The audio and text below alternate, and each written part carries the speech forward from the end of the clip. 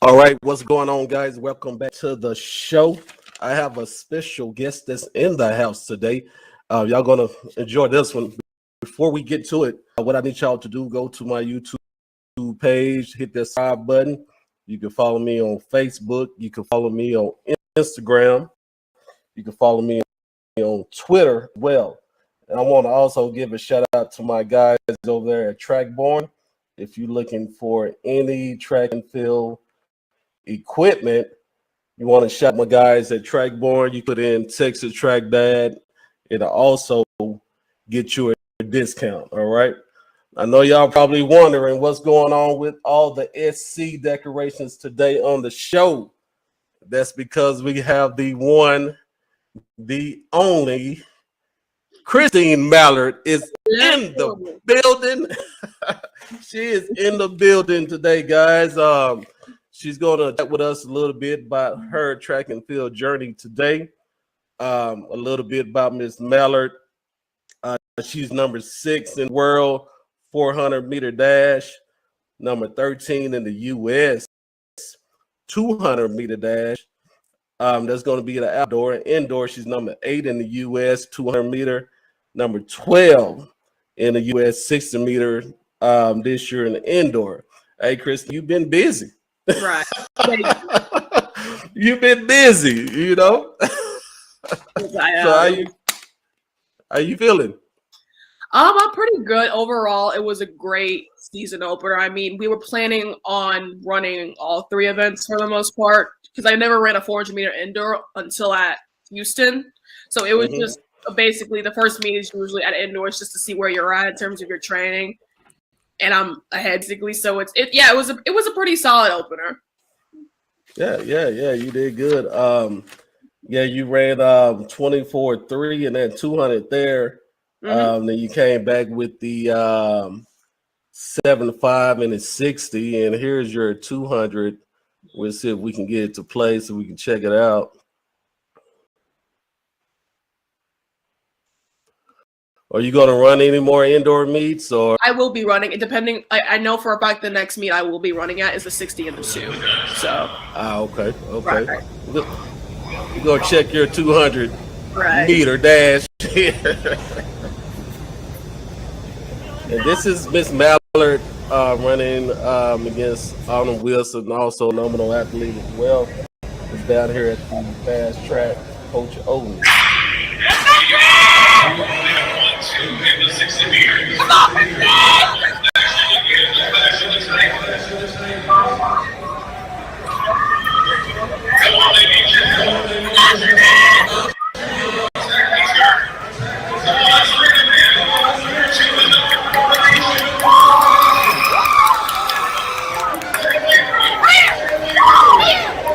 Yeah, that wasn't bad. I actually remember I accidentally placed my blocks at the 400-meter mark instead of the 200-meter mark, and so we were in the set position. I was like, oh, and so we had to redo it after the second time. Yeah. I accidentally placed it at the 400-meter mark on accident. I was like, oh. Yeah. Hey, you did your thing. You look good there. What you doing? One more indoor meet or? I'm doing about like 2 or 3 more. It depends because, of course, I don't think I'm gonna go out of state for an indoor meet per se because of COVID and everything and all the traveling and everything. So I think I'm primarily going to stay in state. I'm pretty sure the next one you'll see me at Texas Tech, and I'm pretty sure you'll see me at U of H again. It's just depending on strategically placing me in places where I need to be. So for like that Houston meet was. I ran that 200-meter final. I ran a 400 and a 60-meter prior to running that. So now for the 60 and the 200 only, we're going to see where I'm at on fresh legs without a 400 at all. Okay. Let me ask you this. Who is your favorite Olympian? I can't have a favorite, but I will say that there are a lot of Olympians that I feel like bring another thing to the table, like Gabby Thomas. I enjoy the fact that she's also fast, but she also has her education as well with Harvard. I like Cindy McLaughlin because of the fact that for how amazing that she is at such a young age.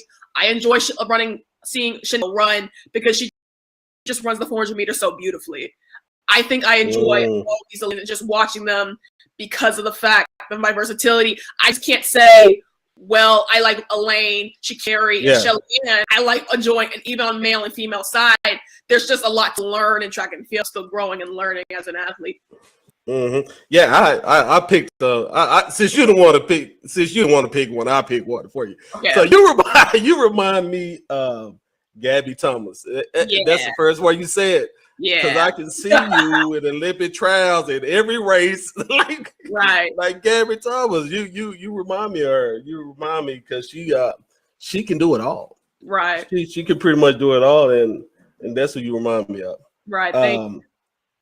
How long have you been running track, and did it start out? I know you told a story when I went to your side. Can you just touch on it a little bit? Okay.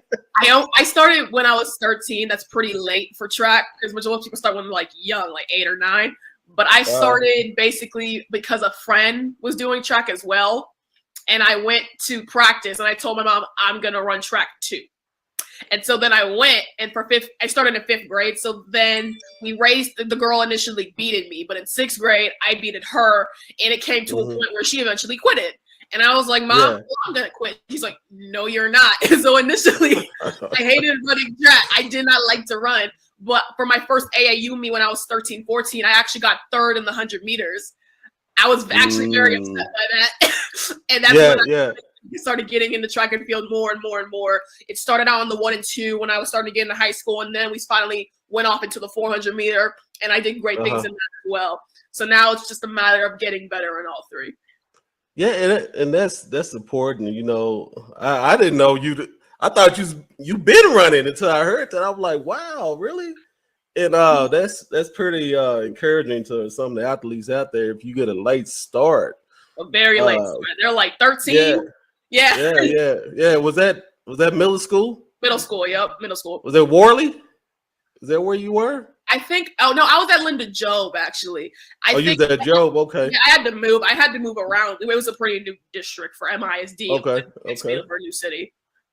Yeah. And those athletes that getting a late start on track and field, if you just starting like in middle school, hey, you can still be a beast like Miss Mallard right here. Just you got to put in the work. Right. I know you run your sprints real good. Right. I think I know what your favorite event is right now. Is it the 400? Am I right on that? I always say to people that although like I don't have a favorite because the thing is for how much I run the 400, that 52.66 at JOs, that was my coach told me it was a 22, around a 22. And so the thing is that if I could break a world record in anything, it would probably be for the 4, considering that was only my 5th time running it. Yeah. What and funny you should bring up JOs because I was looking for you to run that 200 down there. Okay, what happened? I'm like, listen, what happened was that I wanted to sit. I just fell flat on my face. Did you? Oh, okay. All right. I didn't even get out of the block. I really just fell flat on my face. And they were like, JL, you're like, now you're out. And I was like, but then I broke the national record in the 400 that day. But had I ran JOs, I don't know what would have happened. It probably would have been a PR that day. It probably would have been. I was ready for it. I was like, we're going to break 23. It was going to happen. And I fell flat on my face. I was looking at the results. I'm like, where is she at? I figured something happened though. I figured something happened. That's literally what happened. And of course, they're very strict about it. So it was just like, I was actually very upset at the time. I got it together for the 400 and I broke a national record from that. You sure did. You did a fantastic job on that. That's a story. Like, what happened to the 2? I fell. It happens. It definitely happens. And that was 52 back-to-back in the same consecutive meet. So that was pretty impressive. Wow. Yeah. I seen that video there for you was out of there. Yeah. You was out of there. Have COVID affected the way you train, the number of meets you go to? Because I know I just came from the Texas A&M meet. And I saw that. I was actually watching the results. It was good. It was a solid meet. Everybody was gone. It was a lot of people down there too. There were how many people? I know there was like 700 kids in just the 60 meter. That's what I heard. Yeah, well, it wasn't 700. They got to exaggerate it was 550. No, it was about I think it was 370 in the 60 and the 200, about 360 somewhere around there. Yeah, it was. Yeah, it was a lot. Yeah, I was like, it's a lot. It's a lot of kids. Yeah, it was a lot. But COVID affecting. Well, initially when the COVID shutdown happened, we just couldn't go to gyms per se. But my private trainer that I've been working with for 4 years now, we actually just worked out outside. We did hills, we did sleds. Majority of things that we could do inside, we could do outside as long as there was no rain. And there was actually a specific place that we went to that had like just roof ahead, so we could still train outside. Technically, just have to watch out for the rain. And sometimes we did run in the rain. It happened. And for terms of the track meets for my sophomore year, I remember I PR'd at a 24:15 before COVID just shut down everything. Yeah. And it's just affected where I want to go to. As much as I want to go to, like, say, the VA showcase, there's just still a chance that I could catch something there. And I have asthma. Like, I can't risk. Yeah. It wouldn't really affect me compared to the majority of other people. I really wouldn't be able to do anything because of my health. Yeah. Yeah, that COVID it's a bad thing. And it's, a lot of athletes taking chances, to go to these big meets, and it's and that's why it's important. I'm sorry. And actually, my mom's a nurse, so she's actually working on the front line right now. She's having to work very, very hard. So so she's telling me from someone who's been in the face of everything that it's just a lot for her. So I just want to be very safe about that as well. Yeah, tell your mom I said thank you for being on that front line like that. I know it's tough, I thank you. I will dealing with that. Yeah, COVID. So how are you staying motivated? Do you have to motivate yourself sometimes with this COVID stuff? Because I know a lot of kids and some of them gave up on track, because they can't get the training and It's been tough, like some of the places they train at get closed down, What advice can you give to the athletes who's struggling with that so they can keep their focus? I feel like there's sometimes where because I train 6 days a week. So there are some times where I go to the track and I'm like, I don't feel like doing this. COVID shut down. It was just like, what am I doing all this training for? But it's happening. You know what I mean? I feel like kind of a thing where track initially was supposed to be for fun. For most of us athletes, we got into this sport because we just enjoyed doing it. It's like, oh, we're beating everybody. I say just to make sure you focus on your why, especially for a lot of kids. Focus on why did I start running track to begin with? For me, that was because of the fact that this was a sport that I enjoyed doing. Like, I even remember doing basketball at one point. But track was what took me on, and I continue to do this for my 5th year running it. I still enjoy what's happening with track right now, and I just feel like you should focus on why am I running? Like, why do I go to these meets? Why do I practice hard? I want to get better. Everyone wants to be the best. You know what I mean? Yeah. That's true. And I'm not going to even get on you running this cross country. I was like, what? Here's the thing. And I heard your coach talk at your deal. I was like, what? Yeah, okay, here's the thing. Here's the thing. For me, because of my versatility, cross country was just a thing for me in order to keep shape, in a sense. Running. Now, I was cross country is no joke. They are running. Yeah. They are running. Yeah. And the different terrains and everything, it was a good experience for me to understand. Cross country is very difficult, especially at collegiate level. That is hard. Yeah. But for me, that meet was specifically just to keep me in shape, in which running that miles, 3 miles wasn't a big deal for me to run in. But considering racing 3 miles, that was hard. Yeah. It was a good experience for me. But yeah, I actually ran at a cross country meet. And that was pretty good. That was just for endurance. That was just for cardio work. That was just my workout. My coach told me, hey, that's just their workout for the day. Like, that's it. Yeah. Like, out of school. So it was an excuse absent. So it just worked out. Yeah. Yeah, that cross country is on a whole nother level. I got spiked that day. I actually got spiked. My shin was bleeding. I was like, really? No. This ain't no joke. Like I never did spiked, and I got spiked at a cross country meet. I'm like, oh. And you can just visibly see that it's not that I could not run. It's just I'm not built for that sport. They have very lean muscle. Like I have lean muscle for a track body, but they have lean muscle to run forever. Yep. And I'm like, it was a good experience, but overall it was pretty good to me. I mean, I enjoyed it. The team enjoyed me being there. I remember there were some parents there. They knew who I was, and they said, "Christine, what are you doing here?" I was like, I'm here to compete. Like, it doesn't matter how long the meters. I'm still gonna keep going. Man, but you did a fantastic job. Shout out to those cross country athletes. Hey, y'all on a whole nother level. I'm telling you. So you've been recruited by some big time schools. We know you committed to SC. Yes. What advice can you give to the younger athletes on how to prepare for recruitment?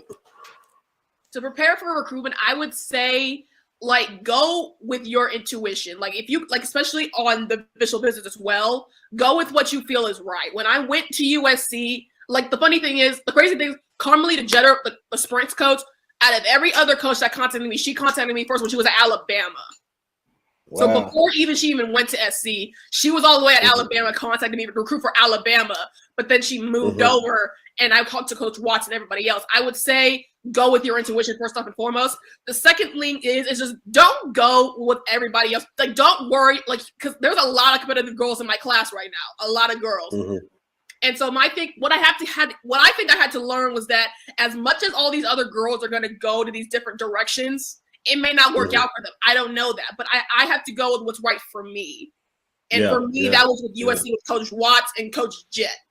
And so I think the last thing that I feel is especially with these coaches, don't feel pressure to make a decision. Going closer, before even decision, say if they gave a call, don't be pressured to make well, what do you think about this? Just give an overall feel of I enjoy this. I enjoy this university, the academics and what they could do for me. Don't feel pressure to make a decision because anything is prone to change, and you don't want to make a decision that you're going to regret. I almost made a decision to go to somewhere else because I took an official visit last minute. Just take your time because what your gut will tell you what's right for you. And for me, it was the University of Southern California. Yeah. So when they go, just say an athlete go on a visit, a high profile athlete like yourself, they go on a visit, they shouldn't talk. They shouldn't, if they really like the schools, should they express that while they're there or, just kind of keep it kind of level, because you say they got 3 more other schools to go to. I mean, for the most part, on the official visits, especially because I know for a fact, even for me, I even got contacted by some of the girls saying, well, where are you going to go? Because I'm leaning towards here or I'm leaning towards here. I think for the most part, just take in the visit for what it is. And, for me, I enjoyed the visit, but I did things that were just something that I wouldn't want to do. Even at the USC visit, they were doing practicing. I was over there just near the USC people, just to see what they were doing, what they're up to. Because for official visit for me, and it's always how you take the official visit. You could take it as a trip, like a gimme trip, or you could take it as this is a school I'm serious about. And so when I went to USC, every college that I went to, I was serious about because it's not just a 4-year decision, it's a 4-year decision, considering the fact that all the alumni and what I may get from the coaches as well. I want to go professional in track. So I feel like for me, these official visits I took very seriously because you also want to leave that impression upon people and say that you do value what they give you and the opportunity that you give because not a lot of kids can do this. I get what you said. You pretty much got to pick the school that's best for you, right? That's what I'm getting. And not feel pressured by coaches and got to do what's best for you. Is it hard for you to leave Texas? What? Yeah, it's kind of bittersweet because it's I even know that majority of all my family is here, and then some of my family is in Mississippi. So going all the way to California, I think for me it was initially for good career opportunity and networking as well. And of course, getting my feel of the world, because majority of the bigger things happen either, say, in New York, California, and Texas, because majority of people are moving to Texas. So it's kind of like I may still train in California with Coach Jen and Coach Watts, but I just know over there, I think I'll have a great experience in California, just meeting new people. Yeah. And I think that's why I initially went as well. I know you will. And all the Texas kids that's listening, don't be afraid to leave Texas and experience other states and other coaches. And I'll tell you now, you linking up with Coach Jenner, hey, that's trouble. I can't wait to see that. I can't wait to see it. I cannot wait to see it. Now I know you've been through the recruiting process. Right. Do coaches look at social media. How should the athletes act on social media? How should they have their social media accounts? Now, they definitely watch their social media. The first thing I will say is put your name in your username. I feel like the first thing is that I have difficulty finding just other people, just, because I research. I'll admit that I research. So it's like, I think if you make it difficult to find for college coaches to find you, they won't be able to see you. Because what you can do with your social media is put your track videos. That's just marketing yourself. Like, I can do this time, or practicing here. Here's my start video. I'm putting, I put my meets of where I went to in my social media and just posting stuff. And college coaches do look at that. Now, you also just want to make sure that you just keep a good, like, your reputation is everything, especially on social media. You want to keep just a good, clean image so that it's just, there's no backlash against you. And even employers, people that are in like higher ups, other athletes, you have to make sure that your reputation is everything. So you just want to make sure that you're just posting the right things. Like, I think from athletes, especially with like university, they know right from wrong, no drinking, no smoking, no partying. Like, those are just the basic stuff. You just want to make sure that they don't get that wrong impression of you. Because like once you post it on the internet, it's on there forever. And people can pull that stuff right back up. It's well, you posted this. It's like, why should I hire you? Why should I put you on this? Like, say if you, as an athlete, you're trying to get a sponsorship or get a deal, and they pull that up, like, this is not what we want to represent for our company. That can happen. It happens a lot of the time in this generation now. It happes. So you just want to be very careful of that. I agree. And for the athletes that's listening, so what Ms. Mallard is saying, instead of, don't go on there and put JJ too fast. All right. You can put, because they ain't gonna be able to pay. Put your name. Like, there are many times where I meet people in person. I'm like, you don't put your name in your bio. How am I supposed to find you if you don't put your name in your bio? Just put your name in your bio. Username, like, put it somewhere, because I need to find it. You got to make sure you make it easy for people to find you. Exactly. So you'll put John Johnson is too fast, so that'll work. Right, put your full name in there somewhere, and that'll work for sure. I know you're excited about USC. You hit on it earlier. Just give me a few things that you're most excited about. I think I'm excited about being in because although Texas is actually a very urban state from where I am in my city, California is just a bustling place in which I enjoy the career opportunities there and where the networking opportunities I could go to. And also, I think I enjoy the environment there. When I went to USC, I have never saw the ocean. Like, I've never been to a beach. Really? I never saw it. It was the first time seeing it. And I remember going there, and I was like, oh my God. We were only there for at the beach, and I fell in love with it. It was just such a great, I've never been to the beach before. When I went there, it was just a really nice experience. And I think also for USC being like a private school, I think I enjoyed the opportunities that they did give me in terms, like, they actually had an exact major what I was looking for. And that was involving business, computer science, technologies, because so I also do enjoy that. And as well as business and marketing and things of that nature. And just combining all that into one science major. Nice. It was a perfect fit for me, and it worked out for me compared to other universities, because I feel like a USC master's or bachelor's would hold a lot more weight compared to other schools. And that's also what I based it off of, because at the end of the day, every track program is going to be good, but what can it offer me long term? Like, what people can I meet in the future? Hey, you got your head on straight there. You got it going on. Yeah, hey, that's very important. And of course, also the other reason why I'm surrounded by Michael Norman, because Benjamin, they just are now volunteer coaches as well. And they told me they're going to be able to work out with me to get a chance to see what on the pro level, what their workouts are going to be like and how it's going to be. And of course, with Coach Jet, she used to be the fastest woman alive, and Coach Quincy Watts, he used to be a gold Olympian. I just felt like it worked out for me and for what I was looking for in a college program. Yeah, you got more pieces to your puzzle. You know, I always say, hey, all great athletes, they have multiple pieces. Right. You got some gold. You putting in some gold pieces right now. You know, that's fantastic. Yeah, Texas kids, they see that ocean as get them every time. Yeah. I've never been. And they're like, Christine, you never seen the ocean? I'm like, no, I've never seen it. And it was beautiful. Thank you very much. Okay. Yeah. All right. I know I struggle with this with my daughter sometimes when we're out going to track meets. What do you think is a good meal to eat the night before a track meet and the morning of when they get up there next morning? Definitely want to eat something healthy. Nothing that's too heavy. Like salt holds water, that equals water weight. For us athletes, we have to be able to be at our most peak top performances on the track. And you don't want to carry anything extra on you when you're going at 120%.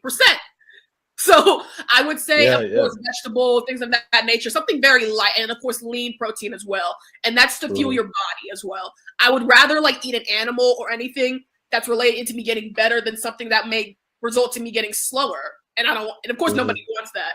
So of course, I would say eat something fairly healthy on the side of just like chicken and fish. Yeah. I keep telling my daughter she can't eat waffle fries and everything like that. I'm joking. No, but she get that after the beat. She get that. Oh, she loved Chick-fil-A. Oh, yeah, she already knows. I remember. I actually quit fast food a while ago. Yeah, I quit fast food. I quit soda, and I quit steak and pork. So it's like for me being on such a strict diet for track seasons. I look at all this because my coach Lorenzo, he's also a fitness trainer. So he taught me and I don't know how to cook now. He embedded to me all the health and nutritional things that I need to fuel my body. So it's like there's so much things that I look at. I'm like, that has a lot of calories in it, and I don't even have to eat it to know. It's just been embedded in me now. Yeah, and that brings us to our next question. Nutrition is important, right? You got to fuel your body. So after you run a race, just say you run the 100. Then your next race, especially you know how it goes in these select track meets. Right. Your next race probably about 2 hours away, maybe. What do you eat in between? I would say usually complex carbs, like something just to like you don't necessarily want anything fast sugars because that's gonna burn off eventually. Like the sweating could just burn that off. So you definitely want some complex carbs. And I would just say just like sweet potato, because that's a complex. Really? Carb. Sweet potato, sweet potato. Wow. And it's just kind of like a carb that can hold you on for a long time. And I kind of eat those. Like I actually bring. I remember for my 23.22 time in the 200. After the one, you could see me eating some sweet potato. I was eating sweet potato before my 2. Wow. Hey, I didn't know that. I may have some sweet potatoes for my. She gonna be like, "What is going on?" But hey, thanks for that info. No problem. What are your goals for this season? Because I heard you say this season is going to be like no other. Exactly. And I believe you 100%. What are some of your goals? I can't even give it away. But listen, it's gonna. Yeah, don't give it away. No, don't give it away. Things that have never been done before, and I'm letting you know now. I am breaking a state record. I can't tell you which one. All right. Yeah, don't give it away. Paris 2024. Is that up here? Is that what you're looking at? It's actually in my Twitter, like the backdrop before for Paris 2024. It's actually there. It's in my future. I'm seeing, for as much as I want to see USC, at the end of the day, the opportunity is there. I see it, And depending which event I want to go down the line, I can't think that far ahead. But Paris 2024 is definitely in my future. As much as I want to think collegiately, I will definitely be intending to win, of course, in college as well. But I also want to think on the bigger picture and going professional and going to my first Olympic Games. That's the goal. Yeah. Hey, always think big. Never settle. Never settle. Always think big. So I appreciate you coming on the show. I finally got to talk to you. I want to let you know you're an amazing athlete. Thank you. You always show good sportsmanship. You're phenomenal. You got a bright future. And it sounds like you got the right people behind you. And I appreciate the support from you and your family. You always support my show and everything I do. I just want to tell you to keep up the good work. All right. Thank you. What's your social media handles, just in case somebody want to look you up? It's just at Christine _Mallard. Well, 2 underscores Mallard for Instagram, and then Twitter at Christine _Mal for Twitter. Nice. Hey guys, y'all go on Twitter, y'all go on IG, y'all go follow Miss Mallard, and also if you look in the description of this video, I will have some of her YouTube videos. I also talked about her on my YouTube channel. I will put those links in there. I will also put her IG and Twitter in there as well if y'all want to find her there. But guys, thank you, Miss Mallard, once again. Guys, make sure y'all follow me on YouTube, follow me on Facebook, IG, Twitter, all that. All right, guys. Thanks for following us. We'll see y'all soon. Thank you, Christine. You. Fight on. Fight on. That's right.